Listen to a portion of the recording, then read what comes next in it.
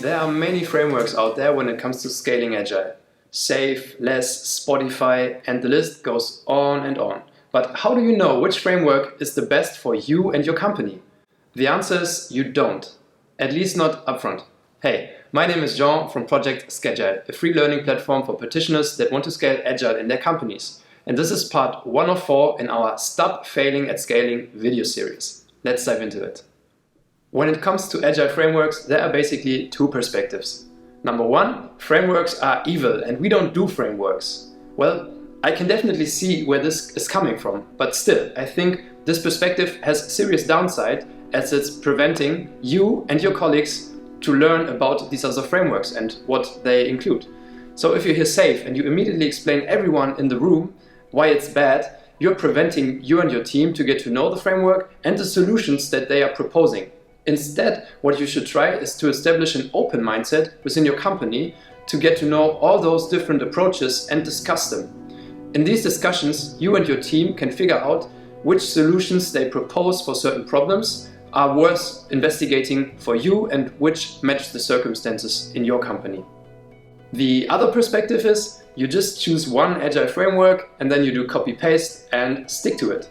Especially the Spotify model is, because of its fancy wording with squads and tribes, etc., heavily copy-pasted. People argue, why reinventing the wheel if we can use what's already working? Well, if you read the reports from practice, you'll see that many copy-paste implementations have indeed failed. And even people at Spotify are not sure if their model is really worth copying.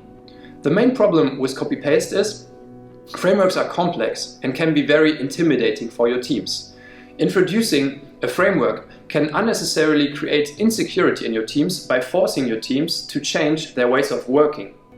And there's a high risk that your teams just blindly adopt the framework while not questioning it, which will ultimately fail. Agile, as you know, is designed to embrace trial and error, and enforcing a framework without allowing people to question it is a contradiction in itself. So here are our tips when it comes to choosing a framework for scaling Agile. Number 1, get to know and discuss different frameworks internally. Invite everyone, both individual contributors and managers, to learn about the frameworks and their pros and cons. Involving all stakeholders in this early stage in an open discussion can prove invaluable down the road. Number 2, don't prematurely decide for one framework. Without having every stakeholder share their perspective, you can only guess which framework suits your organization best. The later you make the decision, the more evidence from practice you can take into account. Another pro, if you have people knowledgeable about all these frameworks, you can involve them in the decision-making process and end up with a lot more backing from your people. Number 3, evidence-based evolution, not revolution. Whichever framework you choose, leave room for creativity in the implementation and actively engage teams in this process. Start step by step and use retrospectives to reflect which problems are the most pressing ones for your team. Based on the actual problems, you can constantly re-evaluate which elements of a framework are best to implement next. This will of course only work if you made all your teams knowledgeable in the first place and if you give them the feeling that they can actively question the solutions that the framework proposes.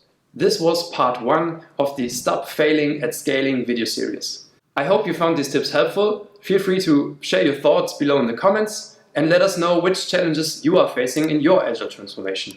If you're serious about scaling Agile, definitely check out the next video in the series. And by the way, we'll soon launch Project Scagile, our free learning platform which allows you to learn from other practitioners who are on the same Agile journey as you are. So check the link in the description to pre-register if you haven't already. All the best and see you in the next video. Companies take these scaling frameworks and they just go at them and they go, okay, I got the framework, I got the path, execute the recipe card, and they're wondering, why aren't we winning in the market? Many organizations focus on a buzzword, whether it's Agile or Lean or DevOps or Safe or Less or whatever it is. It can easily become the end rather than the means to the end. I've been in a transformation that lasted 34 days.